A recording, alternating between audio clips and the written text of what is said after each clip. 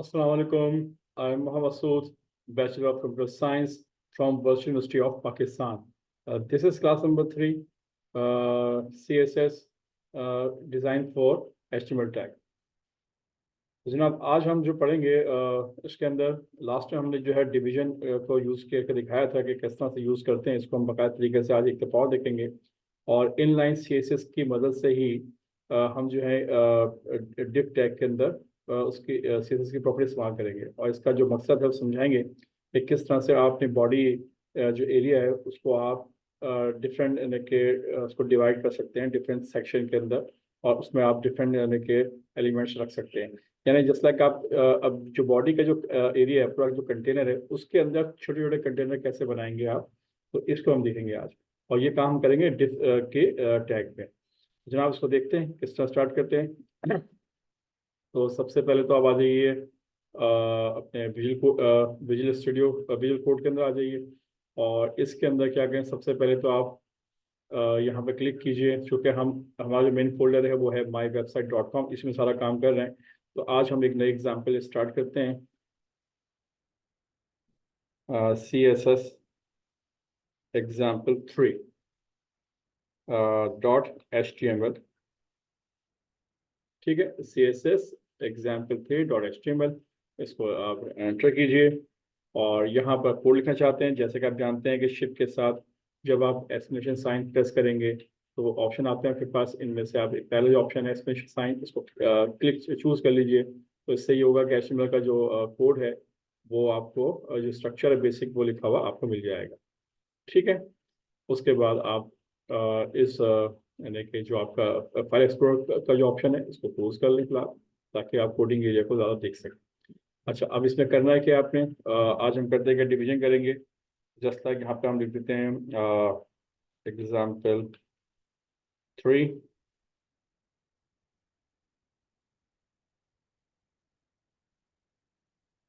ठीक है, CSS example 3। तो टाइटल में हमने ये सिंपल ये लिख दिया है और अब हम यहाँ स्टार्ट करते हैं।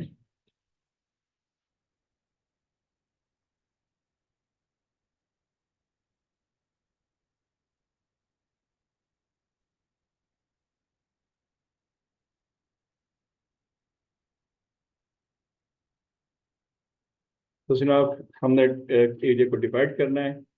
तो सपोज करें हम फर्स्ट टाइम लिख देते हैं H1 हेडिंग सिंपल, यहाँ लिखा आपने पाकिस्तान। ठीक है, और जैसे इस प्रोग्राम को आप एग्जीक्यूट करें, चूँकि हम लास्ट टाइम से पहले हम एक लाइव सर्वर इंस्टॉल कर चुके हैं विजुअल कोड के अंदर लाइव सर्वर। तो डायरेक्ट प्रोग्राम को रन करते हैं। तो आप सिंपल जाइएगा अपने मेन्यू बार के अंदर, यहाँ लिखा होगा व्यू के अंदर, व्यू में लिखा हुआ कमांड लाइन, इस पर क्लिक कीजिए और जैसे क्लिक करेंगे तो आपके पास ये ऑप्शन आ गया। तो उसमें लाइव ओपन लिखा होगा, लाइव सर्वर ओपन, इस पर क्लिक कीजिए तो आपका जो कोड है वो ऑटोमेटिकली लाइव रन हो जाएगा ब्राउजर के ऊपर, जो बाय डिफॉल्ट आपका ब्राउजर होगा। तो ये देखें आपका रन आपके पास सामने हो गया है और इसमें जो आउटपुट आना चाहिए, जो करंट फाइल आपकी ओपन हुई थी उसके हिसाब से इसमें आउटपुट आना चाहिए एग्जाम्पल 3 का।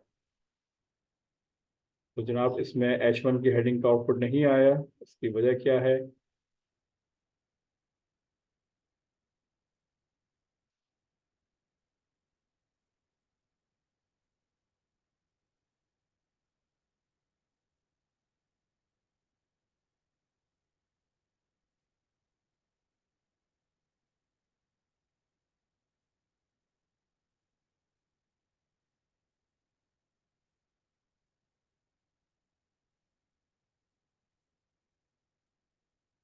इसको दोबारा से रन कीजिए।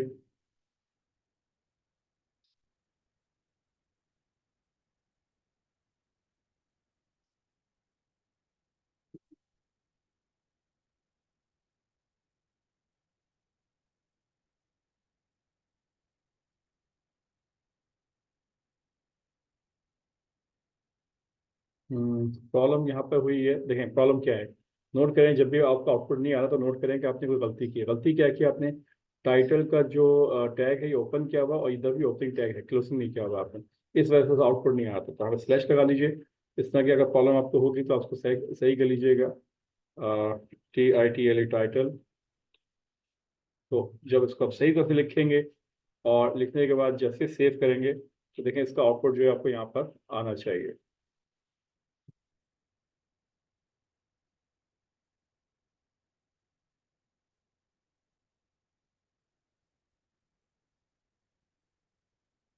देखें रिफ्रेश किया, देखें आ गया, ठीक है। तो अभी आपका कोड सही है, अब ये बिल्कुल सही चलता रहेगा। तो इसको आप यहाँ पर देखते रहिए, इसको सेट कर लीजिए साइड के अंदर, राइट साइड में, ताकि आपको कोड देखने में आसानी हो। ठीक है, तो ये आपकी हेडिंग नंबर 1 है। इसी तरह से इसमें पैराग्राफ देना चाहते हैं, आपने पी लिखा आपने, और सॉरी पैराग्राफ की बात नहीं कर रहा हूँ मैं, इसके डिवीजन बनाना चाहता हूँ। तो जनाब आपने कहा डिवीजन डिव, डिवीजन डिवाइड किस तरह से करना चाहते हैं इसको समझ लीजिए आप। देखिए जो आपका आपका बॉडी एरिया है, या देखिए पूरा जो बॉडी एरिया है ये कंटेनर है आपका, ठीक है। तो इस कंटेनर के अंदर, यानी कि ये पूरा एरिया, याद रखिएगा, यहाँ से लेके यहाँ तक का ये पूरा आपका जो एरिया, ये एक आपका बॉडी कंटेनर कहलाता है, ठीक है। अच्छा, मैं इस कंटेनर के अंदर छोटे छोटे कंटेनर बनाना चाहता हूँ, यानी कि मैं चाहता हूँ क्या हूँ कि यहाँ पर एक एक कंटेनर बन जाए इस जगह के ऊपर, इसी तरह से एक कंटेनर मैं चाहता हूँ यहाँ बन जाए इस तरह से, ठीक है। और इसी तरह से मैं चाहता हूँ कि एक कंटेनर जो है वो यहाँ बन जाए। तो ये डिफरेंट कंटेनर मैं बनाना चाहता हूँ आपके स्क्रीन के ऊपर बॉडी एरिया के अंदर। तो ये हम काम कैसे करेंगे? वैसे इसके लिए आगे चल के हम सिमेंटिक टैग पढ़ेंगे, वो हम सब देखेंगे। अभी मैं फिलहाल डिफ टैग को यूज करते हुए ही ये मैं काम करके दिखाना चाहता हूँ, ठीक है। तो ये कंटेनर होंगे। अभी हमने पाकिस्तान का लिखा है, बॉडी एरिया का जो मेन कंटेनर है उसमें लिख के दिखाया है, H1 के एलिमेंट को लिखा है हेडिंग पे। बाकी मैं ये कंटेनर बनाना चाहता हूँ कि इसमें अंदर डिफरेंट एलिमेंट्स जो होंगे वो मैं इसमें रखूंगा। तो वो इस तरह से आपका एक जो वेबसाइट बनेगी वो, या वेब एप्लीकेशन बना रहे होंगे, तो वो इस तरह से आप उसको डिज़ाइन कर सकते हैं। इस तरह से आप लेआउट बना सकते हैं। तो उसके लिए आपको आसानी होगी, हेल्प मिलेगी आपको यहाँ पर, ठीक है। तो जनाब इसको देखते हैं कि कैसे ये काम करते हैं। तो इसको करने के लिए सबसे पहले डिवीजन आपने कहा डिवीजन, आपने कहा स्टाइल, चूँकि हम इस्तेमाल करेंगे अभी हम इनलाइन CSS। हमने कहा जनाब मुझे एक बॉर्डर चाहिए, बॉर्डर, उसकी थिकनेस होगी 1 px, सॉलिड और रेड कलर की होगी, ठीक है। एक चीज हमने डिफाइन कर दी। उसके बाद हमने कहा जनाब इसकी विड्थ भी होनी चाहिए।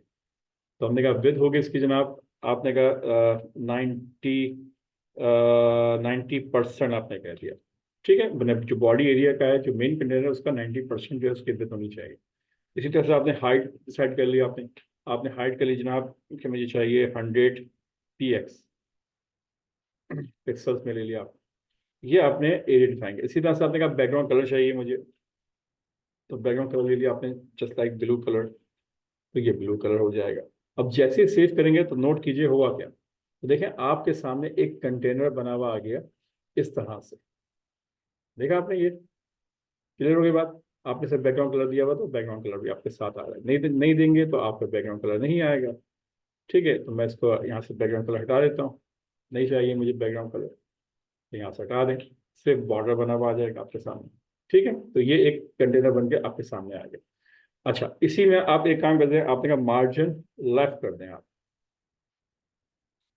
तो मार्जिन लेफ्ट आपने कह दिया जनाब तकरीबन 5% या 5% के लीजिए कि आपने मार्जिन देना चाहते हैं, सेव कीजिए। तो ये 5% यहाँ से क्या हो गया, थोड़ा सा लेफ्ट मार्जिन ने सेट कर दिया है, ठीक है। तो ये एक पहला कंटेनर को बना लिया आपने डिफ की कमांड से। अब इसमें कोई भी लिखना चाहें वो लिख सकते हैं डिफ के अंदर, याद रखिएगा।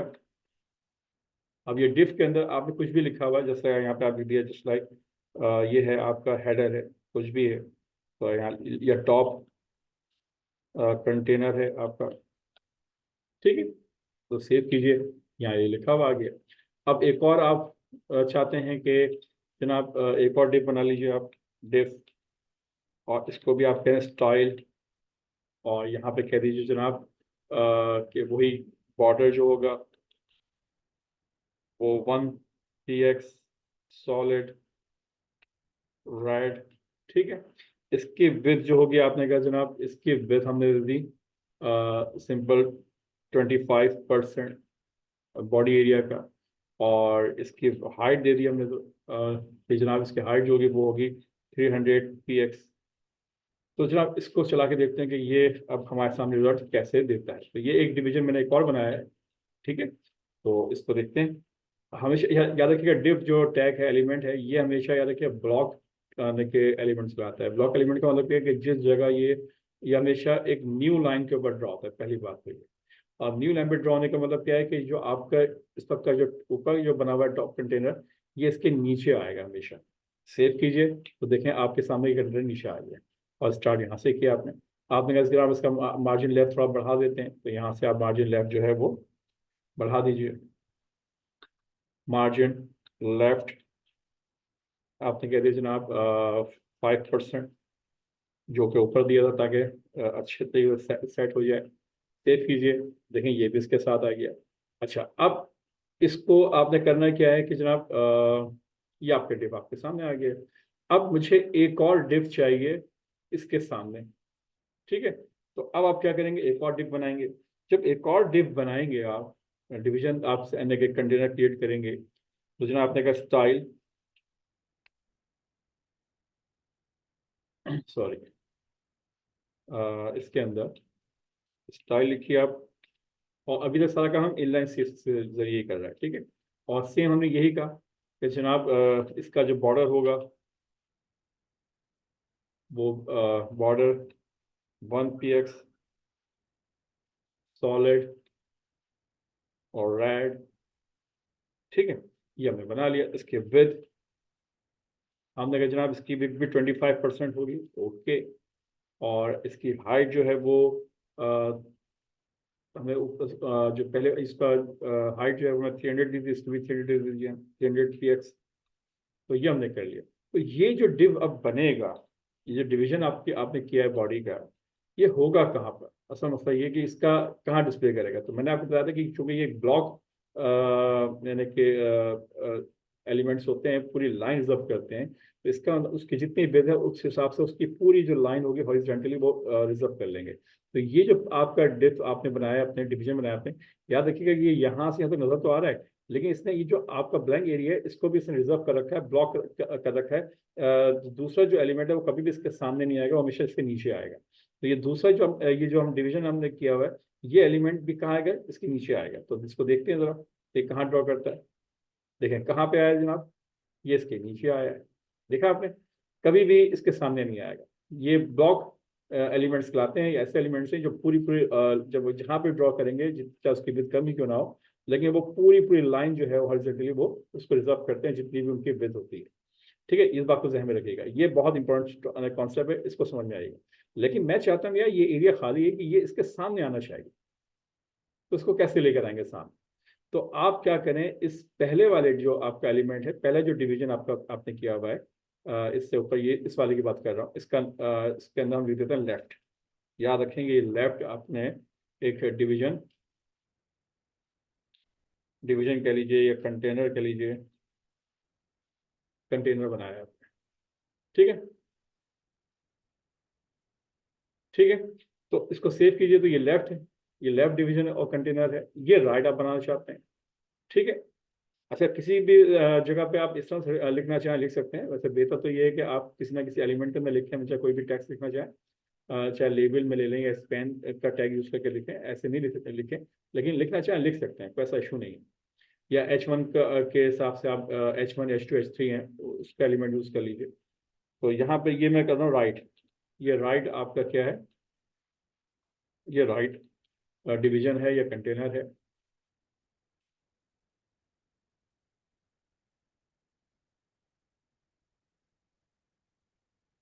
ठीक है।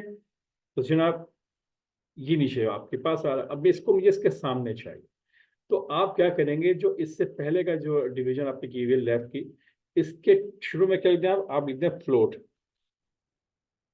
फ्लोट क्या करते हैं, लेफ्ट, ठीक है। जैसे इसको फ्लोट लेफ्ट करेंगे तो एक तरह से इसके जो सामने का जो एरिया है वो अगले जो एलिमेंट होगा उसको फ्री मिलेगा। तो इससे क्या होगा कि वो नीचे का जो एलिमेंट है उसके सामने आ जाएगा। सेव कीजिए, तो देखें वो जो दूसरा एलिमेंट है वो इसके साथ आ गया।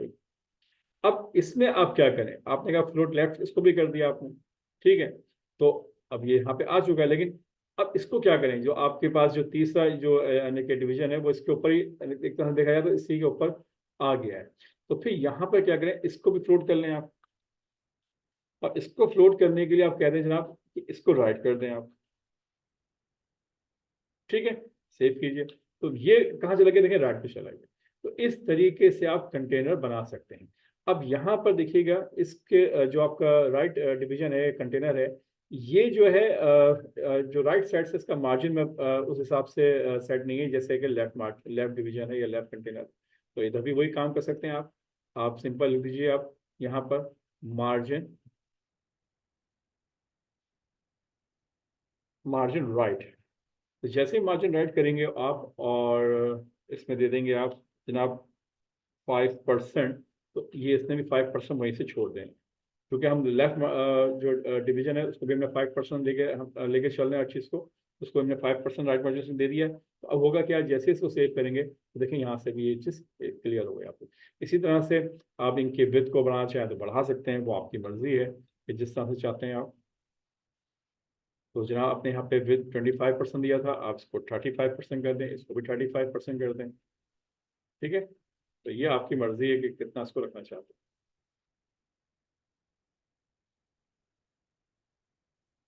सेव कीजिए। तो देखें इस तरह से ये आपके डिवीजन बन गए। तो आपने तीन के डिवीजन या तीन कंटेनर आपने बना लिए अपने बॉडी एरिया के। ठीक है। अच्छा, इसको थोड़ा सा और मैं बेहतर कर देता हूँ ताकि आपको और समझ में आ जाए। इसको मार्जिन टॉप कर दीजिए यहाँ से आप। मार्जिन टॉप में आप कह दीजिए जनाब कि जनाब 50 50 px। ठीक है। तो इसी तरह से आप चाहें तो यहाँ पर भी इसको कॉपी कर लें मार्जिन टॉप को, इसको ऊपर वाले में भी दे दीजिए आप। इसको यहाँ भी सेट कर लीजिए आप। ठीक है। अब जैसे इसको सेव करेंगे आप तो देखिए क्या होगा कि ये कंटेनर इस तरह से बन के आ गया। अब इन कंटेनर को हमने बनाया क्यों, बनाने का मकसद क्या है, मकसद ये है कि ये जो कंटेनर है इनके अंदर तमाम एलिमेंट्स हम रखेंगे। तो कैसे रखते हैं, मिसाल के तौर पर मिसाल के तौर पर मैं पहले वाले इसकी बात कर लेता हूँ, इसके अंदर किस तरह से रखना चाहते हैं आप। आपने कहा जनाब मैं इसके अंदर मैं हेडिंग देना चाहता हूँ। तो आपने कहा जनाब हेडिंग H1। आपने कह दिया जनाब दिस इज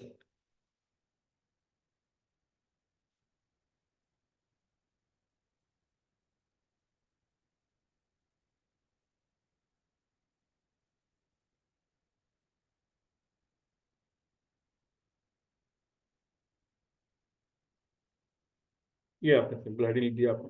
तो ये हेडिंग कहाँ पे लिखी हुई आ गई, यहाँ पे लिखी हुई आ गई। ठीक है। इसमें आप कुछ भी लिख सकते हैं। इसमें आपको इमेज देना चाहें तो इमेज भी दे सकते हैं। तो यहाँ पे आपने कहा इमेज देना चाहता हूँ, या इसको आपने कहा जनाब स्टाइल, और यहाँ पे कह दिया आपने जनाब मार्जिन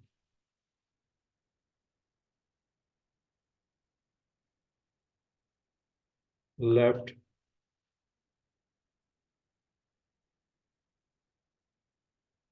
10 या 50 p या 40 px।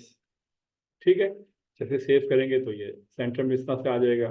उसके बाद आप देना चाहते हैं जनाब इसका कलर देना चाहते हैं तो कलर दे दीजिए आप ब्लू। ठीक है।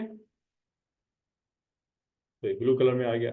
अब इसी तरह से अगर मैं चाहता हूँ कि यहाँ पर भी इस वाले कंटेनर के अंदर जो है कुछ लिखना चाहता हूँ तो यहाँ पर भी आप आपने कहा एक और कंटेनर चाहता हूँ, यहाँ पे इमेज चाहता हूँ, IMG इमेज लिया आपने, SRC सोर्स। और यहाँ पर आपने इमेज किस तरह से देंगे आप, याद रखिएगा इमेज के लिए हमने एक फोल्डर बना रखा था। आपको याद होगा कि आपके इस फोल्डर में इमेजेस का फोल्डर रखा हुआ है। ठीक है। और तमाम इमेजेस के अंदर हमने जो है इमेजेस रखे हुए हैं ताकि हम यहाँ से जब भी इमेज की जरूरत हो यहाँ से हम ले सकें। तो लास्ट टाइम आपको याद है इमेज के फोल्डर को आप बनाए काम करते थे। जब भी आप अपनी वेबसाइट या एप्लीकेशन बनाएंगे तो अपने इमेजेस का एक फोल्डर बना के वो इमेजेस जो आपकी वेबसाइट से या वेब एप्लीकेशन से रिलेटेड है उसको वहाँ पे कॉपी कर लीजिए और फिर उनको आप अपने अपनी वेबसाइट में इनको इस्तेमाल कर सकते हैं।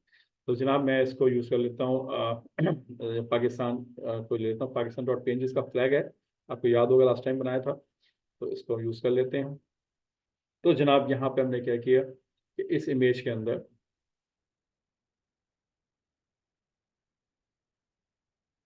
हमने कहा जनाब ये इमेज का फोल्डर आ गया, इसमें से हमने ले लिया पाकिस्तान का फ्लैग। ठीक है, ये फ्लैग इसमें बना हुआ आ जाएगा। जैसे सेव करेंगे तो देखें आपको फ्लैग बना हुआ इसमें आ रहा है, लेफ्ट टिक के अंदर आ गया। ठीक है, अब इसी में कोई पैराग्राफ लिखना चाहते हैं तो आप पैराग्राफ लिख सकते हैं। ठीक है, और पैराग्राफ लिखने के लिए आपने कहा पाकिस्तान एंड अगर कोई रैंडमली आपने कोई नंबर कोई वर्ड जो है वो आपने जनरेट करने तो लास्ट में बताया था LOREM लॉरेम लिखें। ये विजुअल स्टूडियो का विजुअल कोड का जो मतलब एडिटर कोड एडिटर है, इसके अंदर ये फैसिलिटी दे रखी है कि अगर आप कोई पैराग्राफ लिखना चाहते हैं तो लॉरेम लिखे आप आपने का 100 वर्ड लिख दीजिए। जैसे आप सेव करेंगे तो 100 वर्ड लिखे हुए यहाँ पे आपको मिल जाएंगे।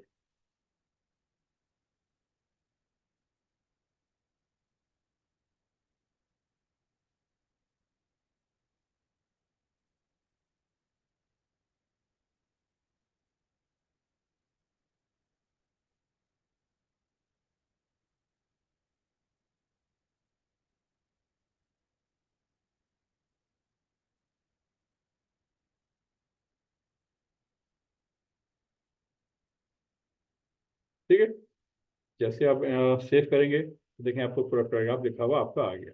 अच्छा, ये पैराग्राफ देखिएगा कि ओवरफ्लो हो रहा है, इसको भी मैं सेट कर सकता हूँ कि किस तरह से करेंगे, उसको भी देख लीजिएगा अभी। तो ये पैराग्राफ भी आ गया। इसी तरह से अगर दूसरे उसमें चाहते हैं उसके अंदर भी ये काम कर सकते हैं आप कि जनाब आपने कहा IMG इमेज SRC सोर्स और इमेज देना चाहते हैं यहाँ पर आप इमेज दे दीजिए आप इमेजेस। और इसके अंदर आपने कहा जनाब मुझे पिक्चर 2 चाहिए, पिक्चर 2 रख लीजिए आप और इसको सेव कर लें आप।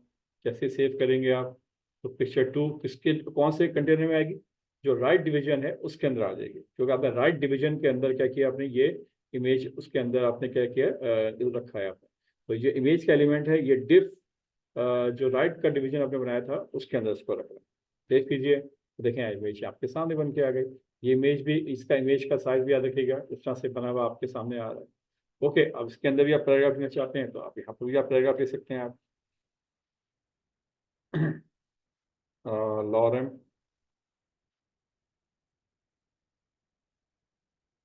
100 जैसे टैब प्रेस करेंगे तो वो टेक्स्ट लिखा हुआ आ जाएगा, पैराग्राफ लिखा हुआ आ जाएगा ऑटोमेटिकली। सेव करेंगे तो ये पैराग्राफ भी यहाँ पर मौजूद है। तो अब देखें इस तरह से ये आपने काम किया हुआ है, तो ये आपके सामने बने हुए आपके पास आ गया। अब मसला क्या है कि डेटा ज़्यादा है आपके पास और आपका जो डिवीजन एरिया है वो कम है, तो इसमें क्या हो रहा है, इसमें ओवरफ्लो हो रहा है। तो आप एक काम करें, इसमें एक ऑप्शन और होता है, जैसे कि मैं पहले वाले डिवीजन के अंदर याद रखिएगा ये कौन सा है, ये राइट डिवीजन था। ठीक है, और ये कौन सा है, ये लेफ्ट है। तो लेफ्ट डिवीजन के अंदर मैंने क्या किया, यहाँ पे एक और प्रॉपर्टी यूज की वो है ओवरफ्लो। ठीक है, ओवरफ्लो के नाम से एक प्रॉपर्टी है।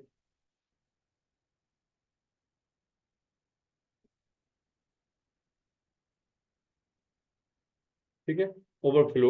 और ओवरफ्लो के अंदर क्या करते हैं आप कहते हैं जनाब यहाँ पे कहते हैं आप ऑटो कर दें। तो ऑटो से क्या होगा, देखें देखते हैं क्या होता है, सेव करते हैं।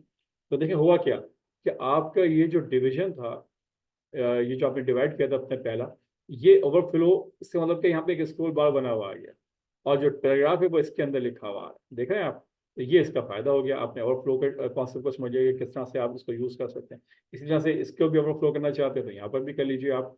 तो यहाँ पर लिख दीजिए आप ओवरफ्लो और इसके अंदर भी आप करते हैं ऑटो। तो इससे ये होगा कि ऑटोमेटिकली जो यानी कि जो डेटा है वो इसी डिवीजन में ओवरफ्लो होगा। सेव कर लीजिए आप, तो देखें इसके अंदर भी सेट हो गया। तो इसमें अच्छा इसमें देखें इसमें जो आपके पास यानी कि ये स्क्रॉल बार बने वाले हैं वो वर्टिकल भी आ रहा है और हॉरिजॉन्टल भी आ रहा है। उसकी वजह क्या है हॉरिजॉन्टल की, कि जो इमेज का साइज है वो क्या है, वो यानी कि इसकी विड्थ से क्या है जो आपका राइट डिवीजन है उससे ज़्यादा है, तो इस वजह से ऐसा हो रहा है। तो आप चाहें तो यहाँ पर क्या करें, इमेज के साइज को, जो आपका सेकेंड इमेज है इसकी विड्थ कम कर लीजिए आप। इसकी विड्थ इसको कर लीजिए आप 100 px और हाइट कर लीजिए जनाब 100 px। ठीक है, तो इससे फ़ायदा ये होगा कि इमेज का साइज चूँकि आपने सेट कर दिया है, तो अब इस इमेज के अंदर जो होगा वो अच्छा ये जो आपने इमेज साइज सेट किया याद रखिएगा ये आपने CSS से नहीं किया, बल्कि आपने इमेज के अंदर ये दो आपके पास क्या है, इसके एट्रीब्यूट्स हैं, तो उनको यूज करते हुए आपने इमेज के साइज को आपने सेट कर लिया। आप चाहे CSS से भी आप इसको चाहें तो कर सकते हैं। याद रखिए फर्क होता है कि HTML के अंदर जब आप स्टाइल के अंदर लिखते हैं तो प्रॉपर्टी और उसके वैल्यू के दरमियान का तो कॉलन होता है। और जब आप कोई टैग की अगर एट्रीब्यूट यूज करते हैं तो याद रखिएगा उसकी प्रॉपर्टी का नाम या एट्रीब्यूट का नाम और वैल्यू के दरमियान का होता है इक्वल टू का साइन होता है। तो ये बात ध्यान में रखिएगा। ठीक है, तो जनाब अब सेव करके चला के देखते हैं। तो जनाब होता क्या है कि ये इमेज देखें छोटा हो गया है और इसका पैराग्राफ जो है वो यहाँ पे आ रहा है। अब यहाँ पे जगह खाली है, मैं चाहता हूँ ये पैराग्राफ इसके सामने आ जाए। लास्ट टाइम मैंने क्लास में बताया था। अब क्या करेंगे आप सिंपल इस इमेज को, जो आपने इमेज दिया हुआ है, इस इमेज के अंदर आप स्टाइल CSS को यूज करते हुए उसमें आप कहें फ्लोट लेफ्ट कर दें। जैसे ही फ्लोट लेफ्ट करेंगे तो ऑटोमेटिकली ये इमेज जो है वो ब्लॉक के फॉर्म में नहीं होगा, बल्कि ये एरिया आपको एम्प्टी मिलेगा। तो जो नीचे का एलिमेंट है वो ऑटोमेटिकली इसके सामने आ जाएगा। ठीक है, क्योंकि पैराग्राफ भी क्या है, एक ब्लॉक एलिमेंट है, पूरी लाइन रिजर्व करता है। उसने पूरी लाइन रिजर्व करने के लिए इसने नीचे जगह बनाई है। तो जब आप इसको आप ऊपर वाले एरिया को कहेंगे जनाब इसको फ्लोट लेफ्ट कर दें, तो ये एरिया खाली मिलेगा। तो ये नीचे वाला जो एलिमेंट है वो ऑटोमेटिक इसके सामने फ्लो होना शुरू हो जाएगा और वो सेट हो जाएगा। तो उसको सेव करते हैं और चेक करते हैं। तो जनाब देखा आपने, ये आपका जो है पिक्चर बनी हुई आ रही है और ये इस तरह से बना हुआ है। तो मैं आगे इसको मैक्सिमाइज करके दिखाता हूँ ब्राउजर को, तो देखें ये किस तरह से नजर आ रहा है। इसको गौर से देखें, ये इस तरह से नजर आ रहा है।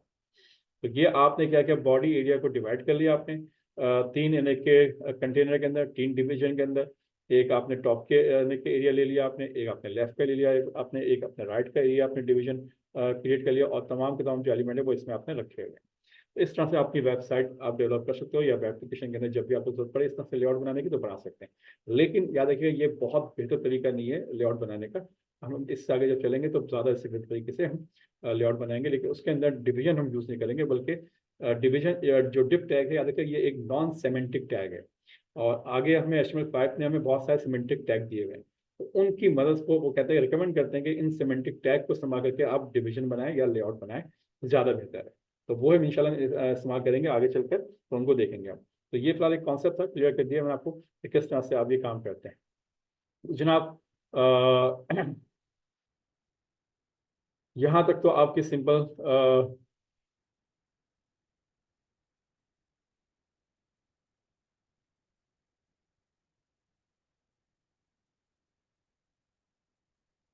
तो जनाब यहाँ तक तो आपको ये कॉन्सेप्ट क्लियर हो गया कि किस तरह से ये आप CSS की कमांड अप्लाई करेंगे, CSS की प्रॉपर्टी, और किस तरह से अपने ब्राउजर को सेट करेंगे। अब हम आज से स्टार्ट करते हैं इंटरनल CSS। ये थी इनलाइन CSS, अब हम यूज़ करेंगे इंटरनल CSS। तो इसमें क्या फ़ायदा है, क्या फ़र्क है, दोनों को समझ में आएगा। तो ऐसा नहीं है कि इंटरनल CSS अगर हम पढ़ेंगे तो फिर इनलाइन CSS से काम नहीं रहेगा, नहीं जनाब। डिपेंड ऑन योर रिक्वायरमेंट, आपको ज़रूरत पड़ती है। कभी कभी आप ज़्यादातर काम आप इंटरनल CSS पे काम करते हैं, उसके बाद फिर आप क्या करते हैं, कहीं ज़रूरत पड़ती है तो आप इनलाइन CSS भी यूज़ करते हैं। तो दोनों कॉन्सेप्ट, आप तीनों कॉन्सेप्ट आपको आने चाहिए ताकि आप अपनी मर्जी के मुताबिक जैसी रिक्वायरमेंट हो वैसे आप यूज़ कर सकें। जनाब अब हम स्टार्ट करते हैं यानी कि इंटरनल CSS। तो जनाब उसको पढ़ने से पहले हम थोड़ा समझ लेते हैं कि इंटरनल CSS को कैसे पढ़ा जाएगा। तो जनाब उसे कैसे इस्तेमाल करेंगे, उसका मेथड क्या होगा।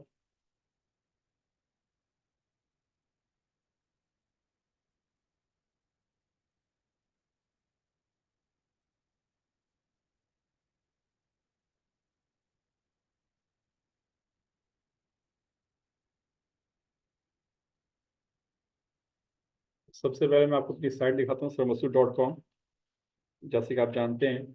और इसके अंदर वेब डेवलपमेंट विद JSP के अंदर क्लिक कीजिएगा। तो यहाँ पर जो है आपको CSS के हम जो हम टॉपिक पढ़ रहे थे, चैप्टर नंबर 8, इसी के अंदर देखिएगा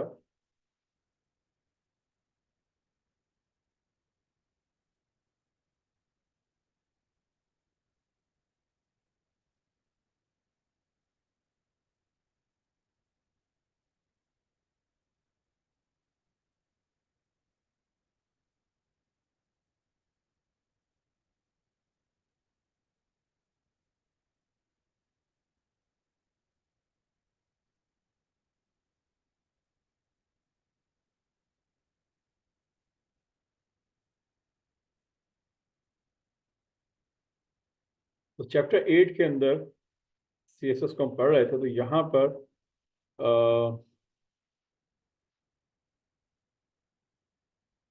हम अब बात करेंगे इंटरनल CSS की। तो इंटरनल CSS के अंदर कैसे तरीका ये होगा कि जनाब, इसको समझने के लिए ज़रूरी है कि पहले समझें कि इसमें और किस तरह से यूज़ किया जाता है। तो सबसे पहले इसमें एक नाम होता है सिलेक्टर। सिलेक्टर किसे कहते हैं? जो भी टैग का नाम होगा या जो भी आप क्लास बनाएंगे उसको हम क्या कहते हैं? सिलेक्टर कहते हैं। ठीक है। तो जैसे कि यहाँ पे एक टेबल दिया हुआ है, टेबल क्या एक सिलेक्टर है, और इसकी प्रॉपर्टी किस तरह से होंगी, हम बॉर्डर्स में असाइन करेंगे। तो बॉर्डर क्या चीज़, एक प्रॉपर्टी है, और उसकी जो वैल्यूज़ है वो हम सेट करेंगे। तो याद रखें, जब भी हम इंटरनल CSS यूज़ करेंगे तो बाकायदा सिलेक्टर का कोई ना कोई नाम होगा। हर टैग का नाम एक बता खुद क्या एक सिलेक्टर है। जैसे कि H1 एक सिलेक्टर है। ठीक है। टेबल एक सेक्टर है, एक सिलेक्टर है। तो इस तरह से हम उनके नाम देके उनकी प्रॉपर्टी डिफाइन कर देंगे। ठीक है, जो भी CSS की प्रॉपर्टी होंगी।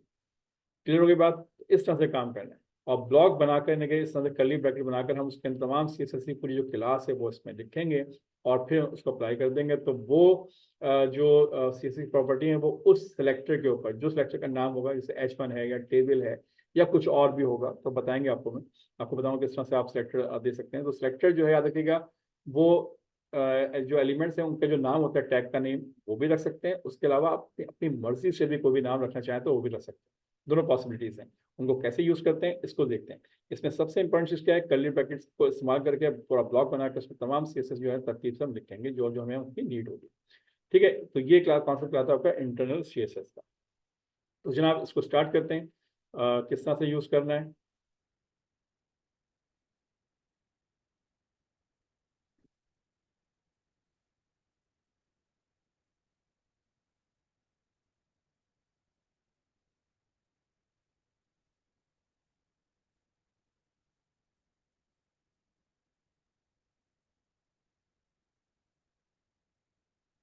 तो सबसे पहले तो एक नई एग्जाम्पल क्रिएट कर लीजिए आप। CSS एग्जाम्पल 4.html एंटर कीजिए। ठीक है। और इसको क्लोज कर लें यहाँ से आप। एक्सटेंशन साइन प्रेस कीजिए शिफ्ट के साथ, और फर्स्ट ऑप्शन को सेलेक्ट कीजिए। आपके बॉडी एरिया बना हुआ आ गया। बॉडी जो HTML कोडिंग एरिया है वो सब लिखा हुआ आ गया। अब यहाँ पे करना क्या है? सबसे पहला काम, अब हम यूज़ कर रहे हैं इंटरनल CSS। ठीक है। इंटरनल CSS के अंदर मिसाल तौर पर आपने पहले लिया आपने H1। ठीक है, इसमें लिखा आपने कराची। ठीक है। दूसरा, उसके बाद आपने पैराग्राफ दिया। आपने पैराग्राफ के अंदर आपने लिखा कराची, और इसी के अंदर आप जो है वो पूरा पैराग्राफ लिखना चाहते हैं, तो लॉरम आपने कहा 100। ठीक है। तो जनाब, ये पैराग्राफ आपका हो गया। इसी तरह से आप एक और हेडिंग देना चाहते हैं H2। इसमें कहा आपने लाहौर। ठीक है, इसमें भी आपने पैराग्राफ दिया आपने।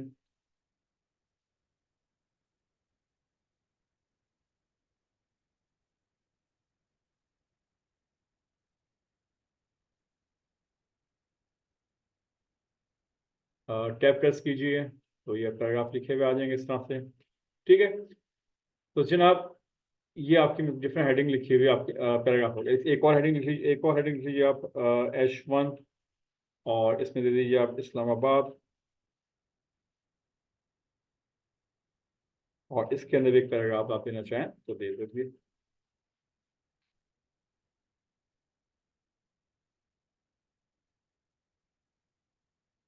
ठीक है। तो ये आपने कुछ पैराग्राफ लिख दिए आपने। अगर ये पैराग्राफ बहुत बड़ा हो गया है तो उसको आप तो रिमूव करके दोबारा से लिख लेते हैं।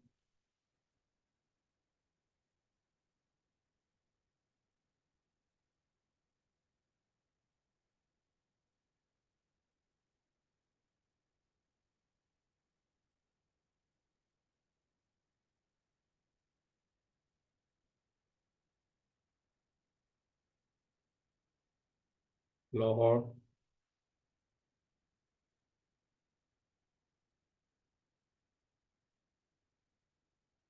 ठीक है, सेव कर लीजिए।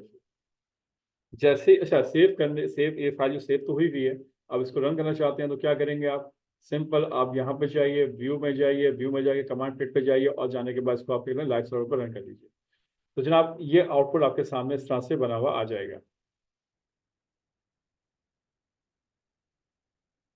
ठीक है, ये आपके सामने आ गया।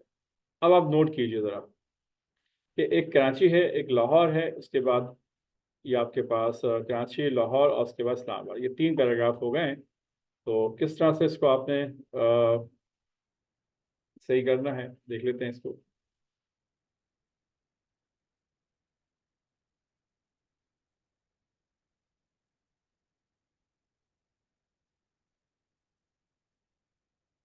इसको पैराग्राफ मैं थोड़ा छोटा कर लेता हूँ ताकि समझने में आसानी हो जाए।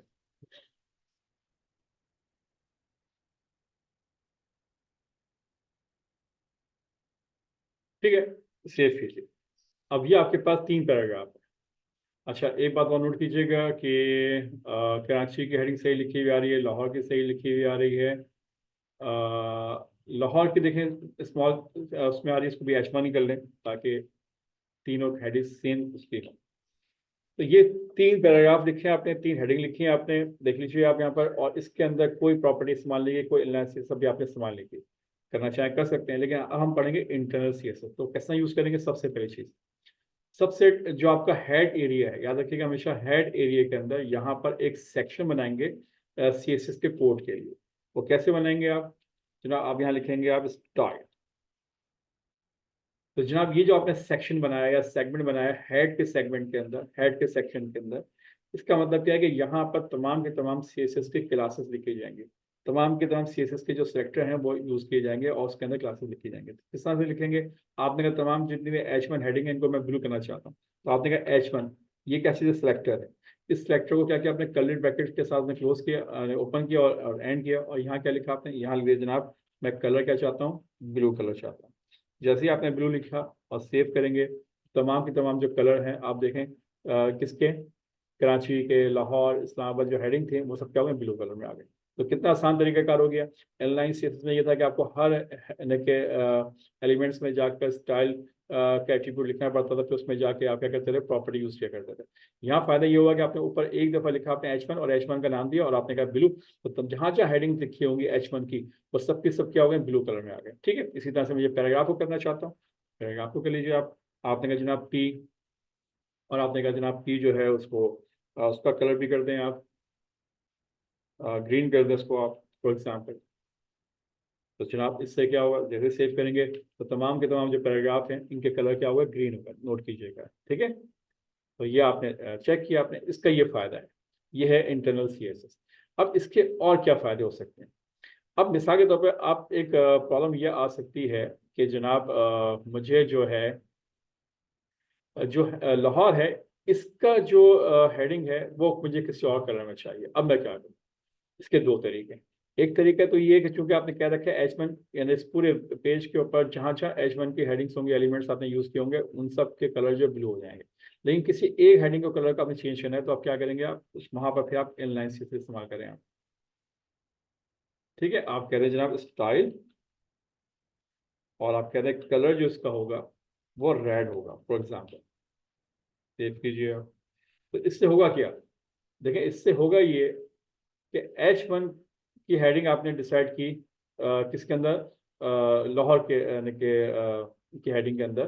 तो देखें उसकी हेडिंग क्या होगी, वो लाहौर। हालांकि आपने कह रखा है कि H1 की जो हेडिंग होगी उसका कलर ब्लू होगा, लेकिन याद रखिएगा तमाम H1 के कलर जो है वो ब्लू होगा, लेकिन आपने H1 जो लाहौर की जो हेडिंग थी वहां पे क्या कर दिया आपने, उसके अंदर आपने इनलाइन से यूज करके आपने कहा कलर जो रेड होगा तो फिर रेड आएगा। तो इसका मतलब क्या हो, इसका मतलब ये कि हायरकी जो सबसे ज्यादा है वो किसकी है, वो इनलाइन CSS की। इनलाइन CSS का जो आखिरी यानी कि वहाँ जो कमांड लिखी जाएगी, वहाँ जो प्रॉपर्टी लिखी जाएगी वो इफेक्टेड होगी ऑन द ब्राउजर के ऊपर, याद रखिएगा। ठीक है, तो इंटरनल CSS के बाद पहले वहाँ चेक करेगा कि वहाँ पे क्या है, अगर वहाँ पर जो प्रॉपर्टी लगी हुई है उसको यूज करेगा। लेकिन अगर उसके बाद इनलाइन CSS के अंदर भी कोई प्रॉपर्टी, वही सेम प्रॉपर्टी लगी हुई है कलर की, तो फिर क्या करेगा, जो इनलाइन के अंदर जो प्रॉपर्टी लगी हुई है उस पर वो इफेक्ट करेगा, उसको एग्जीक्यूट करेगा।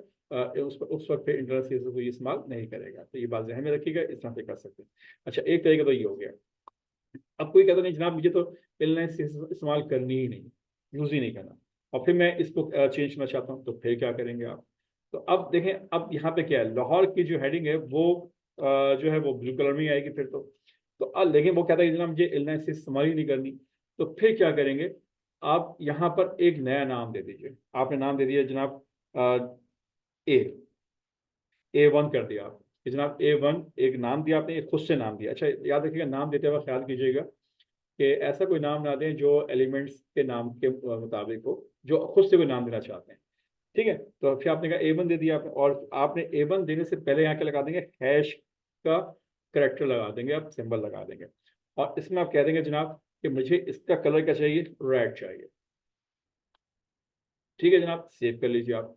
तो कोई इफेक्ट आपको नजर नहीं आएगा अभी कहीं पर भी, लेकिन आपको कहना पड़ेगा जनाब कराची लाहौर के अंदर यहाँ पर आप क्या देंगे, आप दे देंगे आईडी, और आईडी में क्या साइन कर देंगे जनाब, आप कह देंगे जनाब A1, कि A1 की जो क्लास है, जो आपने सिलेक्टर है, वो आईडी के साथ आपने H1 के अंदर आईडी के अंदर आपने इसको सेट कर दिया। तो जैसे इसको सेव करेंगे तो देखें आपका ये जो लाहौर की हेडिंग है वो जो है वो रेड हो गई। तो इस तरीके से भी आप इंटरनेट से यूज कर सकते हैं, और इसका ये फायदा है आपको। ठीक है, तो आपको समझ में आ गया जनाब कि जो यानी इंटरनेट से वो किस तरह से इस्तेमाल कीजिएगा, वो इस तरीके से इस्तेमाल कर सकते हैं आप। मिसाल के तौर पर मैं चाहता हूँ कि H1 की जो हेडिंग है इसके अंदर बॉर्डर बना हुआ आ जाए, तो यहीं पर आपने कहा बॉर्डर कैसे लिखेंगे, आप एंटर कीजिए, आपने कहा बॉर्डर भी साथ में इसमें ऐड कर दो, तो बॉर्डर 1px सॉलिड। ठीक है, उसके बाद आपने कहा जनाब रेड। ठीक है, तो सेव करेंगे, तो तमाम तमाम की तमाम जितनी भी यानी कि हेडिंग है, H1 की हेडिंग है, उन सब पे क्या आ जाएगा, बॉर्डर बना हुआ आ जाएगा। अब किसी भी एक बॉर्डर की अगर आपने विथ सेट करनी है, लाहौर की आपने विथ सेट कुछ और करनी है आपने, तो A1 के अंदर, किसके अंदर, A1 के अंदर, याद रखिएगा यहाँ पर आप कह देंगे जनाब इसकी विथ क्या होगी, इसकी विथ 50% होगी फॉर एग्जाम्पल। ठीक है, और इसका अगर कोई बैकग्राउंड देना चाहते हैं तो बैकग्राउंड कलर भी दे दीजिए आप, और यहाँ कह दीजिए जनाब यानी कि येलो। ठीक है, सेव कीजिए। तो जनाब सिर्फ और सिर्फ किसका जो आपकी यानी कि ये जो लिखी हुई आपकी लाहौर की जो हेडिंग है, सेकंड हेडिंग जो थी, इसमें क्या हुआ कि इसका बैकग्राउंड कलर भी चेंज हो गया, और इसका बॉर्डर भी हो गया, इसकी विड्थ भी और इसकी हाइट भी। तो इस तरीके से आप इंटरनल सीएसएस को इस्तेमाल करेंगे। ये है कॉन्सेप्ट इंटरनल सीएसएस को इस्तेमाल करने का तरीका। ठीक है, अच्छा इसी तरह से एक और कॉन्सेप्ट को समझ लीजिए कि जनाब मुझे, जी जी आ रहा हूँ।